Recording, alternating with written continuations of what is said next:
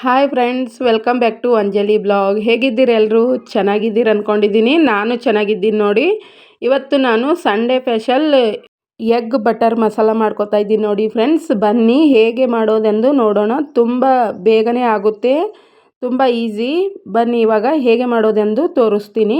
ಬನ್ನಿ ಈ ಕಡೆ ಮಸಾಲ ಮಾಡ್ಕೊತೀನಿ. ಮಸಾಲ ಮಾಡ್ಕೊಳ್ಳೋಕ್ಕೆ ಏನೇನು ಬೇಕಂತ ಹೇಳ್ತೀನಿ. ಒಂದು ಮಿಕ್ಸಿ ಜಾರ್ ತೊಗೊಂಡಿದ್ದೀನಿ ನೋಡಿ.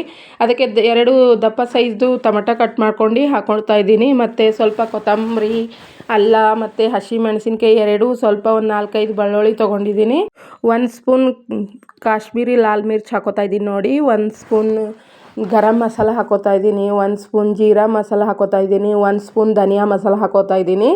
ಎಲ್ಲ ಹಾಕ್ಕೊಂಡು ಇವಾಗ ನುಣ್ಣಗೆ ಪೇಸ್ಟ್ ಮಾಡ್ಕೋಬೇಕು ನೋಡಿ ಫ್ರೆಂಡ್ಸ್.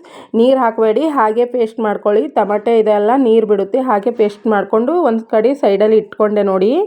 ಈ ಕಡೆ ಒಂದು ಪಾತ್ರೆ ಇಟ್ಕೊಂಡು ಅದಕ್ಕೆ 2 ಸ್ಪೂನ್ ಎಣ್ಣೆ ಮತ್ತು 2 ಸ್ಪೂನ್ ಬಟರ್ ಹಾಕ್ಕೊಂಡು ನಾನು ಎಗ್ ಕುದಿಸ್ಕೊಂಡು ಸಿಪ್ಪೆ ಸುಲ್ಕೊಂಡು ಇಟ್ಕೊಂಡಿದ್ದೆ. 3 ತೊಗೊಂಡಿದ್ದೀನಿ, ಸಾಕು. ನಮ್ಮ ಮನೇಲಿ ಸ್ವಲ್ಪ ಮಾಡ್ತಾಯಿದ್ದೀನಿ ನಾನು. ನಿಮ್ಮ ಮನೇಲಿ ಎಷ್ಟು ಜನ ಇದ್ದಾರೆ ನೋಡಿ, ಎಷ್ಟು ಮಾಡ್ಕೋಬೋದು. ನಾನು 3 ಎಗ್ ತೊಗೊಂಡು ಮಾಡ್ಕೋತಾ ಇದ್ದೀನಿ ನೋಡಿ. ಇವಾಗ ಎಗ್ ಹಾಕ್ಕೊಂಡು ಮತ್ತು ಅದ್ರ ಮೇಲೆ ಸ್ವಲ್ಪ ರುಚಿಗೆ ತಕ್ಕಷ್ಟು ಉಪ್ಪು ಮತ್ತು ಸ್ವಲ್ಪ ಕಾಶ್ಮೀರಿ ಲಾಲ್ ಮಿರ್ಚ್ ಹಾಕ್ಕೊಂಡಿದ್ದೀನಿ. ಸ್ವಲ್ಪ ಹಳದಿ ಹಾಕ್ಕೊಂಡು ಚೆನ್ನಾಗಿ ಕೈ ಆಡಿಸ್ಕೋಬೇಕು. ಮತ್ತು ಸ್ವಲ್ಪ ಕೊತ್ತಂಬರಿ ಕಟ್ ಮಾಡಿಕೊಂಡು ಹಾಕ್ಕೋಬೇಕು ನೋಡಿ. ಕಟ್ ಮಾಡ್ಕೊಂಡು ಹಾಕ್ಕೊಂಡು ಚೆನ್ನಾಗಿ 1-2 ನಿಮಿಷ ಫ್ರೈ ಮಾಡ್ಕೋಬೇಕು ನೋಡಿ. 2 ನಿಮಿಷ ಫ್ರೈ ಮಾಡ್ಕೊಳ್ಳಿ. ಇವಾಗ ನೋಡಿ ಕೈ ಆಡಿಸ್ಕೋತಾ 1-2 ನಿಮಿಷ ಆಗಬೇಕು. ಎಲ್ಲ ಮಸಾಲ ಎಗ್ ಒಳಗೆ ಚೆನ್ನಾಗಿ ಇದು ಆಗಬೇಕು ನೋಡಿ. ಆ ಥರ ನಾನು ಫ್ರೈ ಮಾಡ್ಕೋತಾ ಇದ್ದೀನಿ ನೋಡಿ ಫ್ರೆಂಡ್ಸ್. ನಿಮಗೆ ಗೊತ್ತಾಗ್ತಾ ಇರ್ಬೋದು. ಇಷ್ಟು ಮಾಡ್ಕೊಂಡಿದ್ದೀನಿ ನೋಡಿ. ನಾನು 1-2 ನಿಮಿಷ ಫ್ರೈ ಮಾಡಿಕೊಂಡು ಇವಾಗ ತೆಗೆದು ಇಟ್ಕೋತೀನಿ. ಗ್ಯಾಸ್ ಆಫ್ ಮಾಡಿ ತೆಗೆದೆ. ಇವಾಗ ನೋಡಿ ಮತ್ತೆ ಒಂದು ಕಡಾಯಿ ತೊಗೊಂಡಿದ್ದೀನಿ. ಅದಕ್ಕೆ ಒಂದು 4 ಸ್ಪೂನ್ ಎಣ್ಣೆ ಮತ್ತು 4 ಸ್ಪೂನ್ ಬಟರ್ ಹಾಕೋತಾ ಇದ್ದೀನಿ. ಹಾಕ್ಕೊಂಡು ಚೆನ್ನಾಗಿ ಎಲ್ಲ ಕರಗ್ತು. ಬಟರ್ ಎಲ್ಲ ಕರಗಿ ಅದು ಗರಮ್ ಆದಮೇಲೆ ಇವಾಗ 3 ಈರುಳ್ಳಿ ತೊಗೊಂಡಿದ್ದೀನಿ. ಚಾಪ್ ಮಾಡ್ಕೊಂಡು ಇಟ್ಕೊಂಡಿದ್ದೀನಿ ನೋಡಿ. ಸಣ್ಣದಾಗಿ ಚಾಪ್ ಮಾಡಿಕೊಂಡು ಕೈ ಆಡಿಸ್ಕೋಬೇಕು. ಫ್ರೈ ಆಗಬೇಕು, ಚೆನ್ನಾಗಿ ಫ್ರೈ ಆಗಬೇಕು ನೋಡಿ. ಈರುಳ್ಳಿ ಚೆನ್ನಾಗಿ ಫ್ರೈ ಆಗಬೇಕು. ಆದಮೇಲೆ ಇದಕ್ಕೆ ಮಸಾಲ ಹಾಕೋತಾ ಇದ್ದೀನಿ. ನಾನು ರುಬ್ಬಿಟ್ಕೊಂಡಿದ್ದೀನಲ್ಲ, ಅದು ಮಸಾಲ ಹಾಕೋತಾ ಇದ್ದೀನಿ. ನಾನು ಈಸಿಯಾಗಿ ತೋರಿಸ್ತಾ ಇದ್ದೀನಿ. ತುಂಬ ಬೇಗನೆ ಆಗೋ ಇದು ಡಿಶ್ ತೋರಿಸ್ತಾ ಇದ್ದೀನಿ ನೋಡಿ. ಇವತ್ತು ತುಂಬ ಬೇಗ ಆಗುತ್ತೆ, 10 ನಿಮಿಷದಲ್ಲಿ ರೆಡಿ ಆಗುತ್ತೆ ನೋಡಿ. ಇದಕ್ಕೆ ಬೇಕಾದರೆ ನೀವು ಖಡಾ ಮಸಾಲನೂ ಹಾಕೋಬೋದು, ಆದರೆ ನಾನು ಹಾಕ್ಕೊಂಡಿಲ್ಲ, ಜಾಸ್ತಿ ಮಸಾಲ ಹಾಕ್ಕೊಂಡಿಲ್ಲ. ಅದಕ್ಕೆ ನೀವು ಬೇಕಾದರೆ ದಾಲ್ಚಿನ್ನಿ ಎಲ್ಲ ಹಾಕೋಬೋದು, ತುಂಬ ಚೆನ್ನಾಗಾಗುತ್ತೆ. ಇಲ್ಲಾಂದರೂ ಹೀಗೇನೂ ತುಂಬ ಚೆನ್ನಾಗಾಗುತ್ತೆ. ಸಿಂಪಲ್ಲಾಗಿ ಸೂಪರಾಗಿರುತ್ತೆ ನೋಡಿ. ಇವಾಗ ಮತ್ತೆ ರುಚಿಗೆ ತಕ್ಕಷ್ಟು ಉಪ್ಪು ಹಾಕ್ಕೊಂಡೆ. ಇವಾಗ ಸ್ವಲ್ಪ ಮಸಾಲ, ಜೀರಾ ಮಸಾಲ ಮತ್ತು ಕಾಂದಾ ಲಸೂನ್ ಮಸಾಲ ಹಾಕೋತಾ ಇದ್ದೀನಿ. 1 ಸ್ಪೂನು ಎಲ್ಲ 1 ಸ್ಪೂನ್ ಹಾಕೋತಾ ಇದ್ದೀನಿ ನೋಡಿ ಫ್ರೆಂಡ್ಸ್. ಮತ್ತು ಜೀರಾ ಮಸಾಲ, ಕಾಂದಾ ಲಸೂನ್ ಮಸಾಲ ಆಯಿತು. ಸ್ವಲ್ಪ ಹಳದಿ ಹಾಕೋತಾ ಇದ್ದೀನಿ ನೋಡಿ. ಒಂದು ಅರ್ಧ ಸ್ಪೂನ್ ಹಳದಿ ಹಾಕ್ಕೊಂಡೆ. 1 ಸ್ಪೂನ್ ಕಾಶ್ಮೀರಿ ಲಾಲ್ ಮಿರ್ಚ್ ಹಾಕೋತಾ ಇದ್ದೀನಿ ನೋಡಿ. ಮತ್ತು ಎಲ್ಲ ಹಾಕ್ಕೊಂಡು ಚೆನ್ನಾಗಿ ಕಲಿಸ್ಕೋಬೇಕು. ಟೇಸ್ಟ್ ನೋಡಿ ಹಾಕ್ಕೊಳ್ಳಿ, ಯಾಕಂದರೆ ನಾನು ಸ್ವಲ್ಪ ಟೇಸ್ಟ್ ನೋಡಿ ಹಾಕ್ಕೊಂಡೆ ಎಷ್ಟು ಬೇಕಂತ.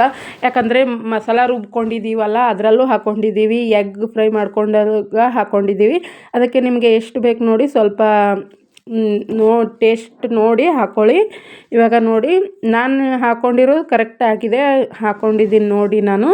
ಇವಾಗ ನೋಡಿ ಚೆನ್ನಾಗಿ 1-2 ನಿಮಿಷ ಚೆನ್ನಾಗಿ ಕೈ ಆಡಿಸ್ಕೋಬೇಕು. ಎಣ್ಣೆ ಎಲ್ಲ ಬಿಡಬೇಕು ನೋಡಿ.